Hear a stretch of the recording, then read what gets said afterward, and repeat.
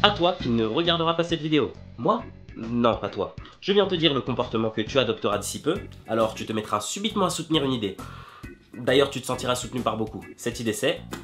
Tu vois, moi je pense que dans un futur proche, la solution c'est la mise en place d'un nouvel ordre mondial. Traduit par un gouvernement mondial. L'un appelle l'autre. Pourquoi t'en viens à penser ça? Je sais pas en fait. Et là, tu ne te sens probablement pas visé du tout. Et pourtant tu devrais. On prend les paris?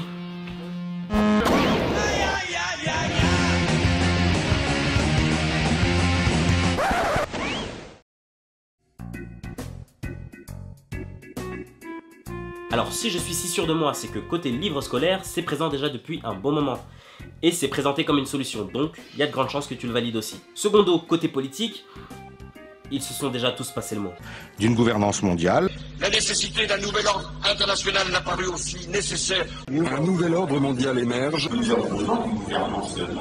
Une gouvernance mondiale dont nous voyons aujourd'hui qu'elle est essentielle. Temps de construire un nouvel ordre mondial. C'est la gouvernance mondiale. Percio, qu'on en saisisse réellement le sens ou non, on semble nous faire comprendre que de toute manière c'est inévitable. En gros, on n'aura pas d'autre choix que de l'accepter. Il faut viser le gouvernement mondial comme une stratégie. Et d'ailleurs, quand les gouvernements parlent du G20, c'est une illusion, une sorte de retard avant le gouvernement mondial. On va vers ça. Est-ce qu'on ira à la place de la guerre ou après la guerre? Je ne sais pas. Mais c'est ça qu'il faut viser. Est-ce qu'on fait une guerre ou est-ce qu'on n'en fait pas et puis... Un désordre à grande échelle amènera un nouvel ordre mondial. Logique. Mais il y a cette déclaration qui nous rassure. Le nouvel ordre mondial, c'est autour des propositions de l'Europe qu'il se construira. Eh oui, il y a quand même d'autres alternatives que le désordre. À moins que... Mathématiques, la relation transitive. Si le désordre nous amène à un nouvel ordre mondial et que c'est à travers les propositions de l'Europe que se construira le nouvel ordre mondial, alors, les propositions de l'Europe égale le désordre. Ou... Aidez-moi à construire cette France qui entraînera le monde sur la voie d'un nouvel ordre mondial. Aidez-moi. Le nouvel ordre mondial égale une France forte. Maintenant, il n'y a plus qu'à vérifier ce que j'avance. C'est parti. Il nous faut plus d'Europe. C'est plus d'Europe qui nous permet... On a compris au point qu'on ait filé les pleins pouvoirs à l'Europe sur notre propre budget national. Je veux dire, confier notre budget à des représentants non élus, faudrait voir ce que ça donne. Dans l'année, je dois bien mettre 500 € d'équipement. L'auto-équipement, l'une des conséquences directes des coupes budgétaires dans l'armée. Un manque de moyens qui se sont sur place lors des missions. Une France forte, sans doute. En tout cas, ça s'appelle le Tupac. Une de ces fameuses propositions de l'Europe. Mais, on a mieux que ça. Son ampleur est à l'image de sa discrétion. Il concerne 800 millions de consommateurs, 46% du PIB mondial, la plus vaste zone de libre-échange. J'ai nommé le TAFTA, ou PTCI. Regardez. Un traité pour fusionner complètement le marché européen avec le marché américain. C'est pas secret, c'est pas un marché secret. Alors, on en parle en tout cas assez peu et ce serait pas un hasard puisque certains journaux disent que les hommes politiques se seraient mis d'accord et feraient exprès pour qu'on n'en parle pas trop, pour que ce soit pas un débat de premier plan. Bon là, je ne saurais pas vous dire si ce journaliste a gardé son poste. En tout cas, il a souligné une chose très intéressante, qui mérite explication. Ce traité en fait a eu d'autres appellations auparavant. L'AMI et Blair House, qui eux ont capoté justement parce que ça a été exposé aux yeux du public un peu trop tôt. Là, ils ont juste compris la leçon. En même temps, qui voudrait donner les pleins pouvoirs aux entreprises, si ce n'est eux-mêmes? Les grandes entreprises pourraient désormais, si ce traité entre en vigueur, elles pourraient contester toute loi dont elles estiment qu'elle entrave le commerce. On n'aurait plus le droit, par exemple, de refuser en Europe, comme c'est le cas actuellement, ni les poulets américains lavés à l'eau de Javel, ni le bœuf aux hormones, américain toujours. Même les lois environnementales européennes n'auraient plus aucune valeur. Je vous ai dit les pleins pouvoirs. Ils peuvent faire quand même beaucoup mieux que de contester. Situation 1. Bonjour, alors nous on vient inonder le marché avec un tas d'OGM et toutes sortes de nourriture transgénique. Bon marché. Bon, mauvais pour la santé, mais on est là pour le business. On peut aussi procéder par contamination de vos espèces. Ni l'un ni l'autre. Ah non, mais c'était pas une option, hein. En plus, vous semblez ne pas être d'accord. On va me poursuivre directement cet état en justice, on va leur coller un procès au cul. Situation 2. Bonjour, alors nous on vient inonder le marché avec notre viande bien pourrie et bourrée d'additifs alimentaires. Bon, je vous fais pas un dessin. On peut aussi vendre nos méthodes à vos agriculteurs. Ou sinon, adieu à l'amour et dans le pré. C'est qu'en fait, on tient encore un peu à notre agriculture, vous voyez. Bon, on va leur coller aussi un procès. Situation 3. Écoutez monsieur, nous avons bien compris. Et de toute évidence, nous ne gagnerons pas le procès. Permettez-nous au moins de pouvoir étiqueter la provenance des produits. Bon, on leur colle un procès et on leur fait la totale. Notre fameux modèle social y passera aussi.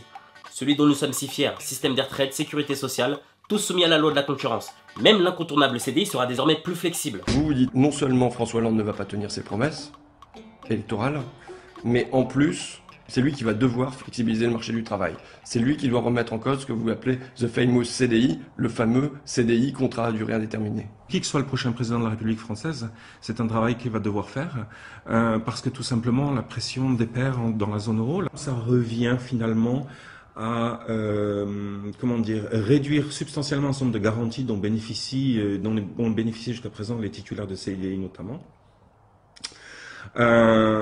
Et donc à imposer plus de flexibilité aussi sur les travailleurs, les travailleurs français. Alors, juste une question qui me vient comme ça. Vous êtes en CDI ou vous n'êtes pas en CDI, monsieur Loisy? Je suis en CDI.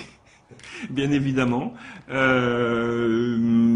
Voilà. Donc on récapitule, plus d'Europe, Tupac, plus d'Europe, marché transatlantique, traité de libre-échange. Eux ont décidé de l'appeler PTCI. Peut-être est-ce leur côté sadique pour nous montrer qu'ils ont réussi là où ils ont échoué. Car c'est le point essentiel du traité, c'est l'élément qui donne une sécurité juridique aux entreprises investissant dans un pays. Ainsi, si un pays tient une position contraire au profit d'entreprise, il créera de l'insécurité. Autrement dit, une entrave au commerce. Refuser des OGM pour la santé de ses citoyens, une entrave au commerce. Refuser certaines méthodes alimentaires au nom de l'agriculture, une entrave au commerce. En dire plus sur la provenance des aliments, une entrave au commerce. Même préserver nos vies privées sera considéré comme une entrave au commerce. On en reparlera. Tout pays qui conteste se verra poursuivi en justice par l'entreprise en question via une juridiction privée, c'est-à-dire la leur. Exemple, un accord de libre-échange a été passé entre les États-Unis, le Canada et le Mexique. 30 fois le Canada a été poursuivi, 30 fois le Canada a perdu. J'ai lu un article du Direct Soir qui disait que éduquer c'est éviter l'obésité. Ce qui est faux, car en situation précaire, on s'en fout de savoir ce qui est bon pour notre santé, on cherche à savoir ce qui est moins cher. Déjà qu'on ne pourra plus compter sur un CDI. Au passage, j'annonce à la génération à laquelle j'appartiens qu'on n'aura pas de retraite non plus. J'ai pas spécialement besoin d'aborder le sujet de la dette, mais faudra comprendre que la concurrence sera tellement accrue qu'après que ce soit le mode de consommation américain, c'est son modèle social qui s'imposera à nous. Vivre avec des tickets de rationnement, enchaîner 3 boulots à 60 ans, c'est l'autre partie du rêve américain dont on parle peu. Il n'y aura plus qu'à se mettre aux normes chinoises pour s'en sortir. Donc, permettez-moi de le dire, ça va être un grand bordel. Du moins, un grand désordre, qui découleront de ces propositions de l'Europe. Et oui, on aura une France suffisamment forte, visiblement pour se faire gouverner. Bon, je dis la France. L'Europe et les États-Unis eux-mêmes seront pris en otage dans ce traité par les entreprises qu'elles seront censées réguler. Bon, vu comme ça, il est clair qu'une structure beaucoup plus large serait nécessaire pour pouvoir réguler tout ça. On pourrait l'appeler, je sais pas moi, le nouvel ordre mondial. Le nouvel ordre mondial. À toi qui n'as pas regardé cette vidéo. Moi ? Non, pas toi. Si tu appelles à l'Europe, tu seras celui qui appellera au nouvel ordre mondial. Ce qu'on a fait à l'échelle de l'Europe s'impose à l'échelle mondiale. Et on peut facilement deviner qu'on mettra tout sur le dos de la mondialisation. Il nous faut plus d'Europe si on veut réguler la mondialisation. Sinon, on sera régulé par la mondialisation. Mais pourquoi les solutions proposées sont celles qui lui laissent carte blanche? Oh mon Dieu, François! C'est la mondialisation! Il faut se protéger! Mais l'Europe a fait sauter toutes nos protections! Et le reste de nos barrières tarifaires et non tarifaires! Mes traités de libre-échange visent à les faire toutes tomber! On fait quoi? Moi, j'ai la solution. Laissons-la entrer et laissons-la faire comme bon lui semble. Et là, il nous manque comme quelque chose. Ah oui, la question qui fâche. Monsieur? Oui? C'est quoi le nouvel ordre mondial? Non, parce qu'en fait, tout a quand même l'air d'être bien verrouillé pour qu'on y va, en fait. Est-ce un conspirationniste? Un complotiste? Non, c'est des idées issues de l'extrême droite. Mais d'abord, qui est cet élève? Pourquoi il a un casque? Mais qu'est-ce... Bah oui, qu'est-ce que c'est?